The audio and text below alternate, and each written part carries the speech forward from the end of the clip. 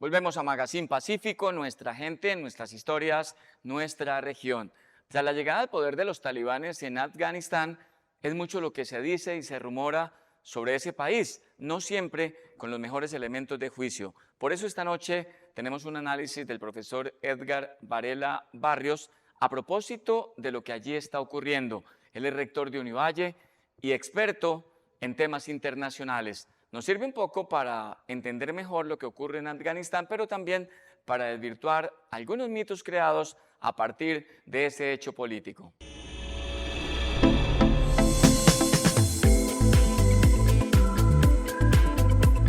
Bueno, yo creo que el primer, no impacto diría yo, sino el primer hecho que es importante subrayar, es que a la administración Biden le toca implementar una decisión que había asumido la mayoría del Congreso bipartidista en los Estados Unidos hace 3 años bajo el gobierno de Donald Trump, porque fue Donald Trump y su gobierno y su Secretaría de Estado las que tomaron la decisión de suspender la presencia militar en Afganistán, de desescalar y de hacer una retirada que en el caso de Biden le tocó completar y terminar, pero la decisión ya estaba tomada. Por eso es un acto de gran oportunismo político el de Donald Trump, que no sé si vieron en los medios, ayer andaba señalando pues que el presidente Biden debería renunciar por haber, digamos, abandonado la presencia militar de los Estados Unidos en Afganistán. Esta ya era una decisión tomada por el gobierno republicano en el marco de la política de Trump aislacionista, ¿no? De América primero y de desentenderse de una serie de conflictos de carácter mundial. Por el contrario, podríamos decir que con Biden y con la vuelta al poder del Partido Demócrata, Estados Unidos vuelve a recuperar durante el año en el que ha estado en el poder la administración demócrata los escenarios internacionales, a restablecer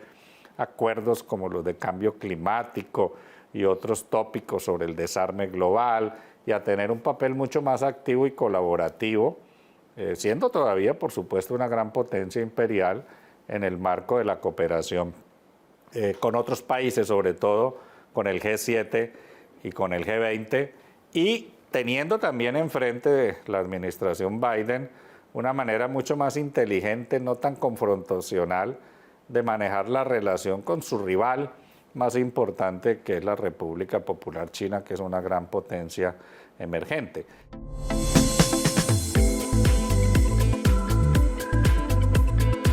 Creo que hay una lección, esta sí lección,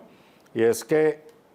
nunca ha sido una buena norma invadir y ocupar un país de forma indefinida, eso es colonialismo, y menos ahora, en donde aparte de la ocupación colonial estaba lo que el politólogo de derechas norteamericano Samuel Huntington hace 30, 40 años llamaba el choque de civilizaciones. Los talibanes expresan un fundamentalismo islámico que a los ojos de Occidente, de nosotros mismos, de nuestras teorías y literaturas sobre derechos humanos, son esquemas inaceptables. El rol de la mujer,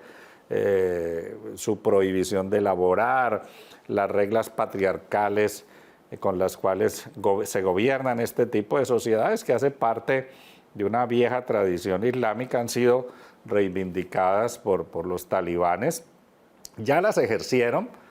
en los 6 años que estuvieron en el gobierno antes de que fueran derrocados en una primera instancia por la primera invasión norteamericana, cuando precisamente estos mismos talibanes eran la retaguardia de Osama Bin Laden y del Al-Qaeda, que tuvo un protagonismo importante en la caída de las torres en septiembre del 2001.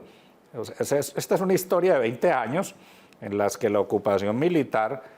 se origina y se fundamenta en el gobierno Bush,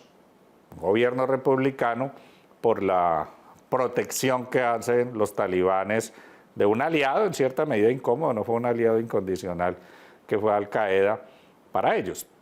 Y desde entonces Estados Unidos quedó entrampado de una forma paradójicamente similar a la de la Unión Soviética. Si uno hace memoria y conoce la historia moderna, recordará que durante 10 años entre 1975 y 1985, la Unión Soviética, cuando aún era un país comunista, hizo una invasión a Afganistán también para enfrentar las lógicas musulmanas y patriarcales de esta cultura, no desde el discurso de los derechos humanos y el liberalismo demoliberal occidental, sino desde el marxismo-leninismo y desde las prácticas totalitarias desde este discurso. Y la Unión Soviética fracasa de una manera parecida, en una escala más corta en el tiempo, al fracaso que había tenido Estados Unidos con la guerra de Vietnam y en general con la intervención que tuvo en Indochina, también en Laos y Camboya.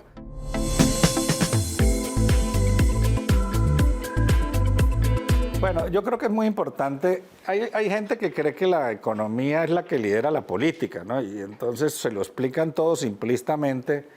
diciendo que en Kuwait o en Irak o en Irán o en Afganistán se está peleando es por los recursos naturales, ¿no? Por el petróleo. Realmente Afganistán no es un país petrolero, es un país campesino, tribal, de alta montaña. No es un productor importante de ningún producto. Probablemente los bienes que circulan más es la economía de drogas, de opio y de otras sustancias psicotrópicas que, digamos, no hay que satanizar, que son parte de cosas culturales, pero que se han articulado con el prohibicionismo en dinámicas de narcotráfico global. Realmente lo que a mi juicio es más importante es la geopolítica, es decir, el lugar geográfico de Afganistán entre Irán e Irak a un lado, Pakistán y la India, en un vórtice donde la Unión Soviética, antigua, hoy Rusia, está en la parte norte. Es un tema más geopolítico, militar, que un tema que tenga que ver con recursos naturales o por el control de rutas, que eran importantes en otro contexto del capitalismo, pero ya no lo son hoy.